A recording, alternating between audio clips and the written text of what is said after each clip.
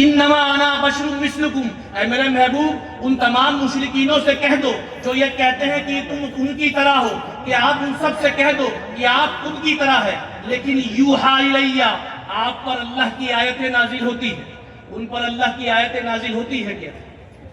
آپ اشارہ کریں تو چاند کے 2 ٹکڑے ہو جاتے ہیں، تم چاند کے 2 ٹکڑے کر کے دکھا دو۔ آپ اشارہ کریں تو ڈوبا ہوا سورج دوبارہ پلٹ آتا ہے، سورج کو پلٹا کر کے دکھا دو۔ آپ اپنا لعاب دہن کسی اندھے کی آنکھ میں ڈالیں تو اندھا دیکھنے لگ جاتا ہے، اندھے کو دیکھنے کی طاقت عطا کر کے دکھا دو۔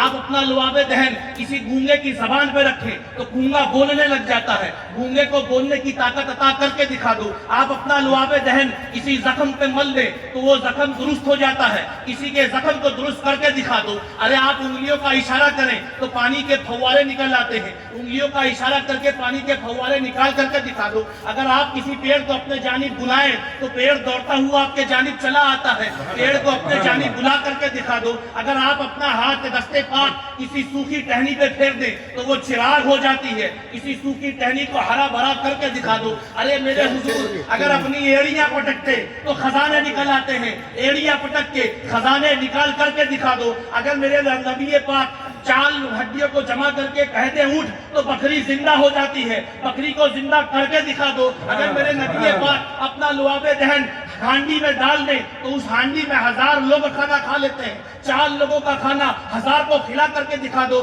ارے میرے نبی پاک کسی مردے کو کہیں اٹھ تو مردہ زندہ ہو جاتا ہے، مردے کو زندہ کر کے دکھا دو۔ اگر یہ سب کر سکتے ہو تو کہو کہ حضور تمہاری طرح ہے، ورنہ مان لو کہ جیسے میرے سرکار ہیں ویسا کوئی نہیں۔ اللہ کی تمام مخلوقوں کو جمع کر لو لیکن کوئی نہیں میرے مصطفیٰ کی پاؤں کی ایڑی کی برابر نہیں ہو سکتا۔ نعرہ تکبیر، نعرہ رسالت، نعرہ رسالت۔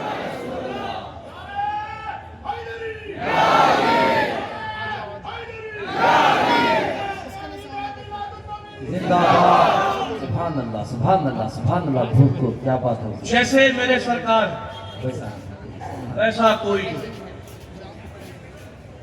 تھوڑا آگے لے کے چلوں باتوں کو مختصراً کہ جب اس دور میں قرآن پاک کھولیں، سورہ انبیاء کی آیت نمبر 3 کو پڑھیے گا تو آپ کو پتہ چلے گا کہ اللہ تبارک و تعالیٰ نے ان مشرکینوں کا، منافقینوں کا عقیدہ بیان کیا، اور وہ عقیدہ کیا ہے کہ جب وہ اپنی محفلوں میں بیٹھتے ہیں تو کانا بھوسی کرتے ہیں، they whisper into each other's ears، تو کیا کہتے ہیں کہ حضور ہماری طرح ہے، حضور ہماری طرح۔ اور اسی قرآن میں اللہ تبارک و تعالیٰ نے صحابہ کا عقیدہ بیان کیا، سورہ بقرہ کی آیت نمبر 137 کو پڑھیے۔ مسلمانوں کا عقیدہ وہی ہے جو کہ صحابہ کا عقیدہ ہے۔ اب ذرا صحابہ کی طرف غور کیجیے۔ جب اس دور میں مشرکینوں نے یہ رٹ لگانا شروع کی کہ ہم نہیں مانتے کہ حضور یہ آپ اللہ کے نبی ہیں، آپ اللہ کے نبی ہیں، تو یہ بات میرے جد امجد کو پہنچتی، یہ بات میرے جد امجد مولا علی مشکل کشا کو پہنچتی۔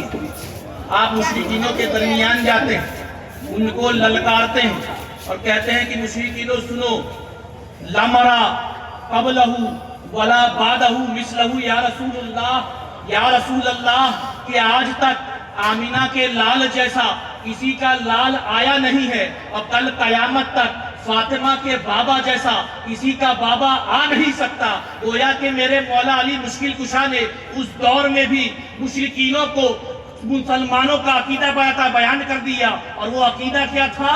جیسے میرے سرکار ویسا کوئی نہیں، سرکار ویسا کوئی نہیں۔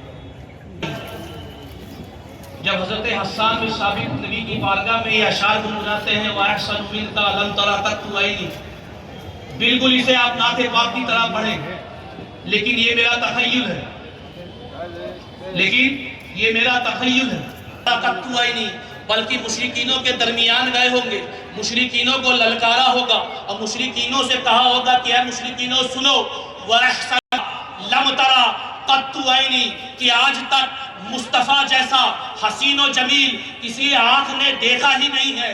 وَأَجْمَلُ مِنْكَ لَمْ تَلِدِ النِّسَاء. آج تک مصطفیٰ جیسا حسین و جمیل کسی ماں نے جنا ہی نہیں ہے. خُلِقْتَ مُبَرًّا من کل عیب. اللہ نے مصطفیٰ کو ہر عیب سے پاک کیا ہے. کأنک قد خلقت کما تشاء. اللہ نے تمام کائنات کو اپنی مرضی سے بنایا، لیکن جب مصطفیٰ کو بنایا تو مصطفیٰ کو مصطفیٰ کی مرضی سے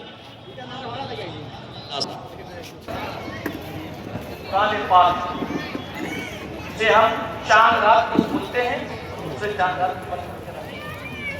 بس وہی ایک مہینہ ہم قرآن پاک پڑھتے ہیں. کچھ بدبخت ایسے ہی ہیں آج کے دور میں جو قرآن پاک پڑھ کے شان اپنی شان میں نظر آئے گی. ہدایت آپ کے سامنے پیش کرتے ہیں. اللہ تبارک و تعالیٰ قرآن مقدس سے ارشاد فرماتا ہے سبحان الذی اسریٰ بعبدہ. پاک ہے وہ ذات جو لے گئی اپنے بندے.